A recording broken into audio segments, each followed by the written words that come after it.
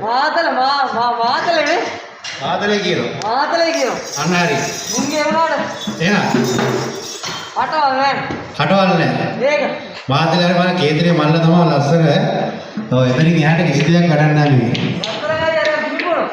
කිරිබුණා නෑ බීම එහෙන්න